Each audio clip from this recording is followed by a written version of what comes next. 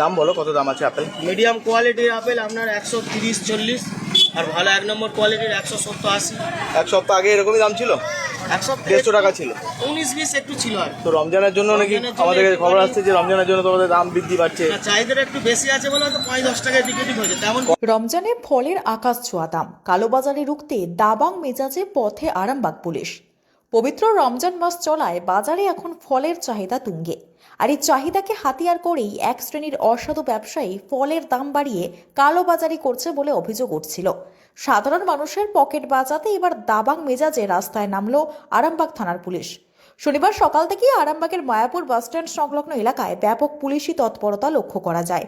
ফলের দোকানগুলিতে আচমকা হানা দিয়ে দাম যাচাই করতে শুরু করেন পুলিশ আধিকারিকরা।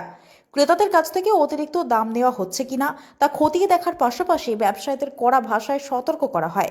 পুলিশের এই আচমকা অভিযানে রীতিমতো শোরগোল পড়ে যায় এলাকায়।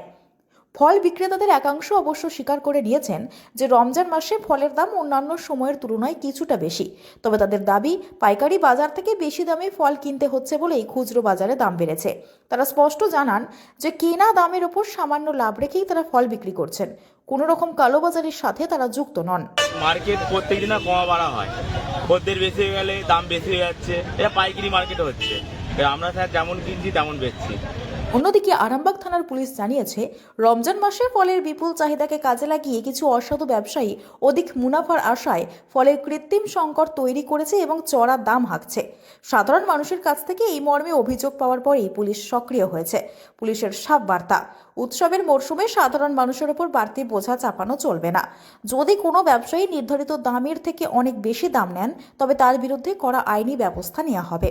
পুলিশের এই ভূমিকায় খুশি সাধারণ ক্রেতারা। মজাদার বলতে ওনাদের ওপর হয়তো কোনো রকম খবর আছে যে ফলের দাম বেশি নিচ্ছে, কিন্তু না, ফলের দাম বেশি নেয় না, মানে হিসাব অনুযায়ী দাম নিচ্ছে, আমরা কিনে নিয়ে যাচ্ছি। মায়াপুর বাসস্ট্যান্ডে ফল কিনতে আসা এক ক্রেতা জানান, পুলিশের এই নজরদারি খুব দরকার ছিল। পুলিশের ভয়ে অন্তত ব্যবসায়ীরা আকাশ ছোঁয়া দাম নিতে পারবে না। আমরা চাই এই ধরনের অভিযান যেন নিয়মিত চালানো হয়। রমজান মাসে বাজার দর নিয়ন্ত্রণে রাখতে আরামবাগ থানার এই তৎপরতা সাধারণ মানুষের মনে আশার আলো জাগিয়েছে। পুলিশের পক্ষ থেকে জানানো হয়েছে, আগামী দিনগুলোতেও শহরের বিভিন্ন বাজারে এই ধরনের তদারকি বজায় থাকবে।